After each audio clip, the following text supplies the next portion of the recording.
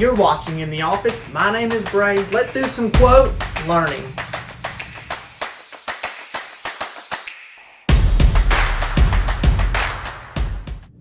Today for episode number 43, I'm glad to be back and I'm excited that it is Christmas time. So today we're going to be talking about Christmas not missed. I've lived long enough to watch the generational pattern of about 3 different generations of gift giving, maybe even more, but at least 3 generations where I was aware of what was happening and where the emphasis was placed on Christmas Day. I don't come from a particularly Christian background. My family, just a few people went to church from the older generations, and then my generation, thankfully, has started going back to church. But the emphasis was always on the gift giving. Now that sounds great, and we can probably make a spiritual connection to Jesus being the gift and us giving gifts because I believe that it's there. However, when I study what are the most important and most simple basic pleasures that God has given us on this earth, we're going to look at 4 of them, and I think they're going to be something that we don't need to miss this Christmas. The first is fellowship.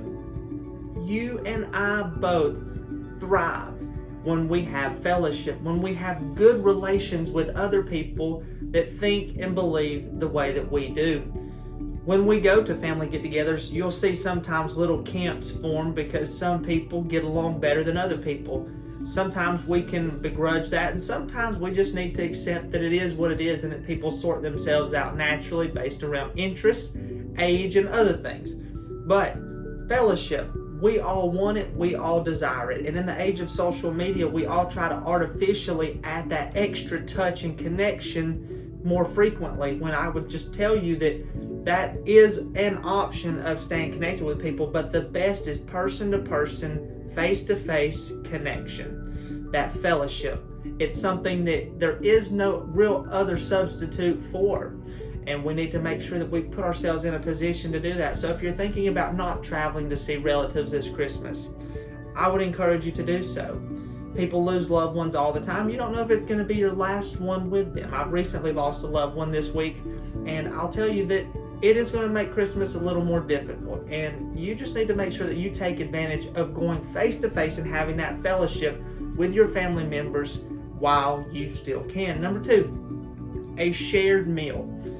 I'm Baptist. I love eating. Food is a blessing from God, but it is also one of the most early indications of having relationship, is the breaking of bread together, is having food with another person. Why? Because eating does something to us. It brings a joy to our hearts and a gratitude towards God that He has provided us with this food. When we get together and we say a blessing from the heart to God, saying thank you so much for your provisions, and everybody for a moment, for a minute if that, sits and thinks that it was in fact God who did this. Yeah, we thank the hands that prepared it, but it was God who ultimately gave us this bounty that we are taking and we're sharing and we're eating it together, and it's a wonderful, wonderful experience.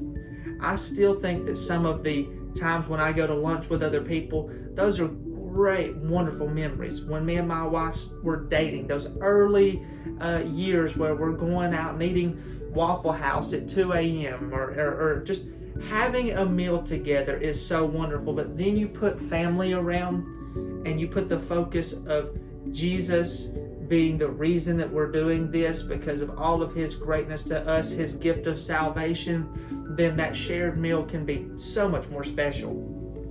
Third, a shared memory.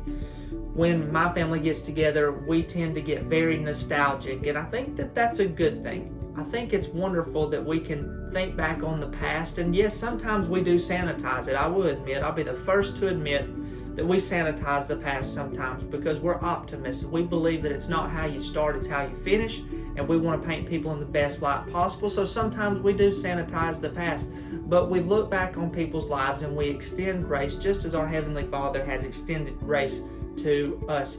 So a shared memory. And at Christmas time, we're not focused on the negatives. We're only going to focus on the positives. And if there's someone at your Christmas table or around that starts to get negative, kill them with kindness. Just do it. Do it, do it, do it. Steal their story, move it to something funny, move it to something positive, because you don't want to mess up this moment of fellowship and shared meal by taking shared memories that will only make people go from a joyful time to a resentful time. And the last, a hope for tomorrow. We wouldn't be giving people gifts if we thought that this was, a one and done situation. We bring them gifts because we know that it's going to bless them for tomorrow and going forward. I buy my children lots of clothes for the winter because the winter months are going to be long and cold, and they get toys too that I hope they'll play with more frequently than just once. That is my hope. There's a hope for tomorrow. And at the Christmas time, because Jesus died, was buried, and rose the third day, defeating death, we can have the hope that we too, who believe in Him, will have a hope and a future forever with Him. Christmas not missed. Don't allow yourself to start a pattern for your family where all it is about is watching your kids open gifts for reactions. That's not going to be a good legacy. I enjoy my children opening their gifts, but I also want them to know that the conversations, the meal, the atmosphere, the face-to-face interactions, those are actually, in the long term, when the toy breaks, or when the food is up, or when they outgrow the clothes, it will be those memories of all that good time spent together with family that remains. I still remember my great Uncle Jack's house. He had an old farmhouse up in Rising Fawn, and I've recently been up there just kind of looking around what's left, pictures and Coke bottles under the basement.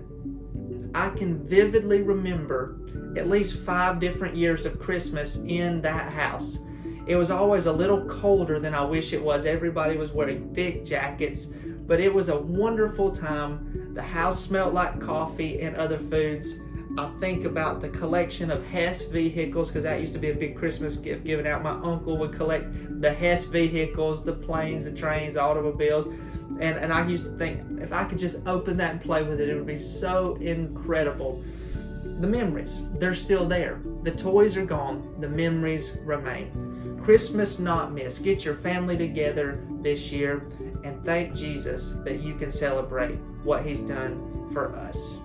You be blessed, and we'll see you after Christmas. Merry Christmas. See you next time.